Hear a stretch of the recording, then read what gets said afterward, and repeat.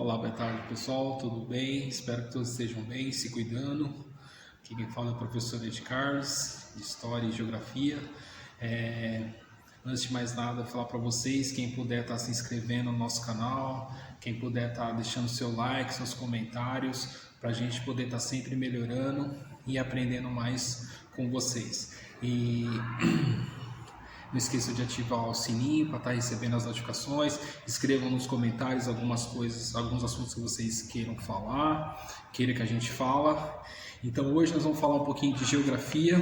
Nós vamos falar um pouquinho hoje, como está chegando o Enem aí. Também tem um assunto muito importante, quando a gente fala em bônus demográfico de uma determinada população. O que seria esse bônus demográfico? Quando a gente fala densidade demográfica, a gente sempre tem que falar, a gente está pensando na quantidade de população ou de população em um determinado local.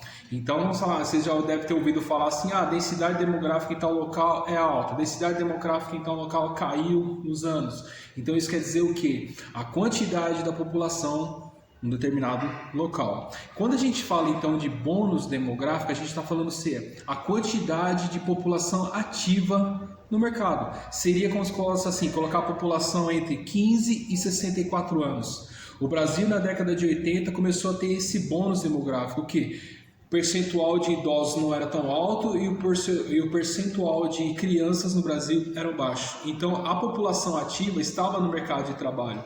Essas pessoas que estão trabalhando conseguem sustentar essas crianças que estão em casa e os idosos aposentados para pagar a aposentadoria deles. Então esse bônus demográfico é isso, é quando um país atinge o limite de mais de 50% de pessoas trabalhando para as outras pessoas. Para as outras pessoas, entre aspas, você vai estar trabalhando para estar. Essas pessoas de 15 a 64 anos vão ser o bônus demográfico do quê? Essas pessoas que estão ajudando a sustentar as crianças e ajudando a sustentar a previdência do país.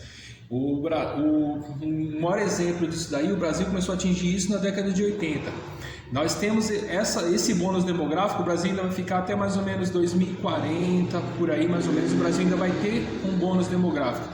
A maioria da população vai estar ativa no mercado.